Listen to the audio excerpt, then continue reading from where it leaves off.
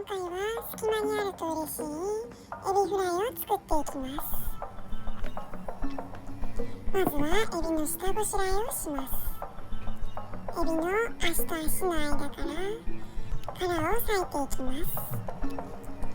頭側から裂いていくと良いです。尻尾の付け根まで裂ければ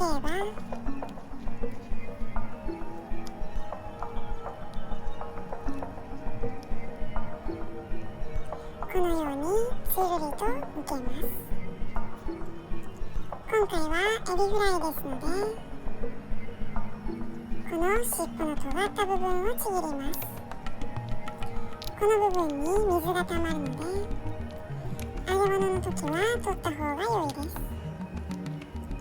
尻尾の先を切るとなお良いのですが、私はこの形の尻尾が好きなので、今回はこのまま進めます。すべて殻を剥いていきます。天ぷらでしたらこの後腹側に切り込みを入れまっすぐにするのですが、私はくるんと丸まったエビフライが可愛いと思うので今回はやりません。殻がむけたら背わたを抜きます。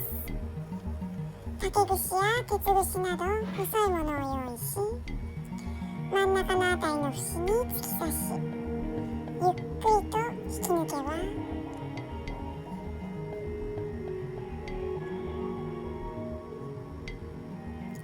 背わたが取れます。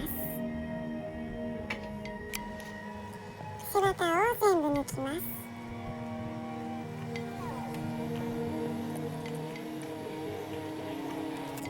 全部抜けましたら、お塩と片栗粉でぬめりを取ります。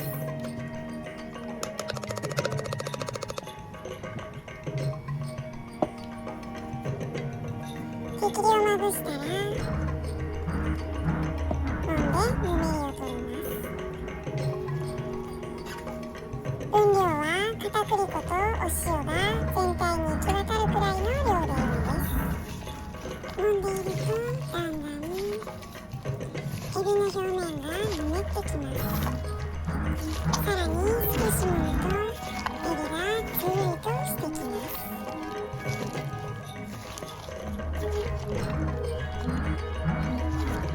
片栗粉がぬるぬるしてきますので、そうなったら水で洗います。エビを水洗いしたらざるにあげて水気を切っておきましょう。次にバッター液を作ります。卵1個と小麦粉を使います。分量は卵1に対して小麦粉大さじ3です。卵のみだと混ぜにくいので、お水を 30ml くらい入れます。ダマにならないようよく混ぜます。硬さは好みですが、私は箸にまとわりつくくらいにしています。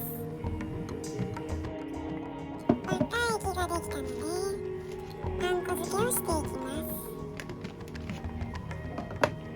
パン粉の量は10から15本なら 120g で足りますよ。容器にパン粉を出したら軽くほぐします。バットを用意したらパン粉漬けを始めます。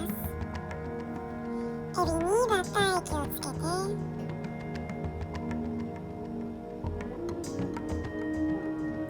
パン粉に移動させます。包み込むようにぎゅっと押さえつけます。こんな感じになりました。できたらバットに並べます。すべてパン粉漬けができました。それでは揚げていきましょう。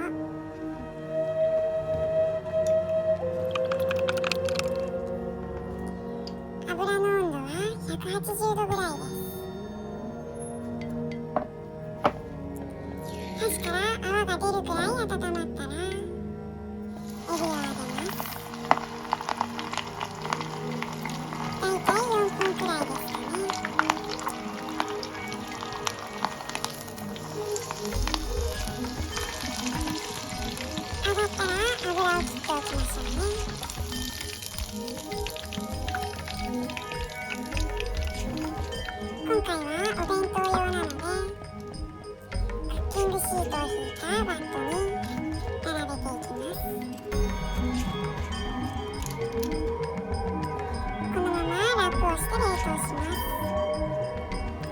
固まりましたら小さめのタッパーにしまいます。先に1個ずつで固めると一塊になってしまわないので使いやすいですよ。タッパーにしまえたら蓋をして冷凍保存します。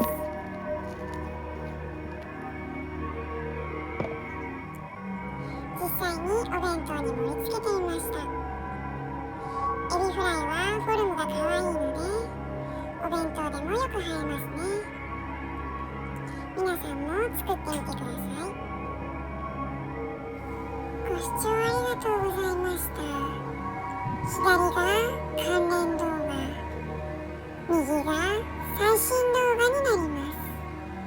また概要欄に実際使った道具の紹介や文章化して説明したものの URL があるので興味がある方はご覧ください。